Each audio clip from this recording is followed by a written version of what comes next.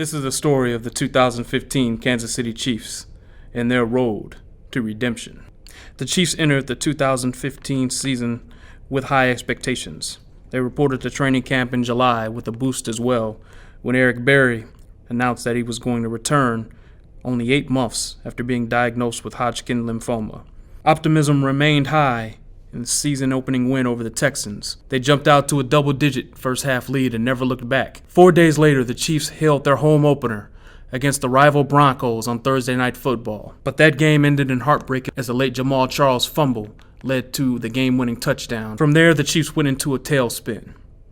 They were throttled the next week against Green Bay. They could only muster 7 field goals the week after that against Cincinnati. And the Chiefs dropped to 1-4 with a discouraging loss to the Chicago Bears on October 11th, in which they not only blew a 14-point lead, but lost star running back Jamal Charles for the season. Things didn't get any better the next week when they lost to Minnesota on a cold day. At that point, the Chiefs were 1-5, and there was open talk about what kind of changes might be made in the offseason. That week, Andy Reid met with his team, and he told them the only way they'd get out of it is by staying together and sticking to the program. His team didn't quit. The Chiefs won for the first time in a month, taking advantage of a Pittsburgh Steelers team without Ben Roethlisberger. They didn't know it at the time, but it would be the start of a franchise record 11-game winning streak.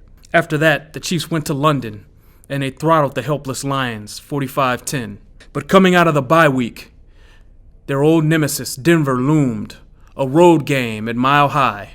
But this was not the Peyton Manning they were used to facing, and the Chiefs throttled the Broncos. The next week, the Chiefs pulled to 500. 5-5, with a 30-point win over San Diego. The Chiefs returned home and beat a Buffalo team that was also angling for a playoff spot.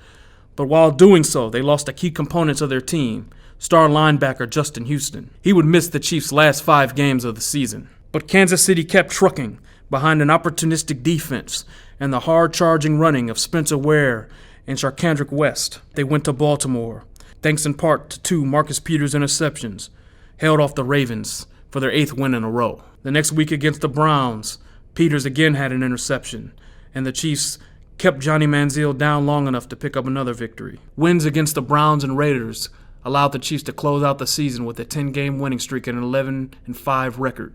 They were headed to the playoffs, and they would face the same team they opened their season with, the Houston Texans. The Chiefs hammered them 30-0, picking up their first playoff victory in 22 years. The Chiefs' Super Bowl dreams were still alive, but it wasn't meant to be. They fell the next week in New England, 27-20. There are several key defensive free agents, including Tamba Hali, Derek Johnson, and Eric Berry, but all have indicated they want to return. And while there will certainly be some attrition from a talented roster, there's a sense that, with another strong offseason, the Chiefs could again find themselves in the mix to make a Super Bowl run. While the Chiefs didn't reach the Super Bowl, they redeemed themselves by bouncing back from a 1-5 start to win their first playoff game in 22 years and raise optimism for 2016.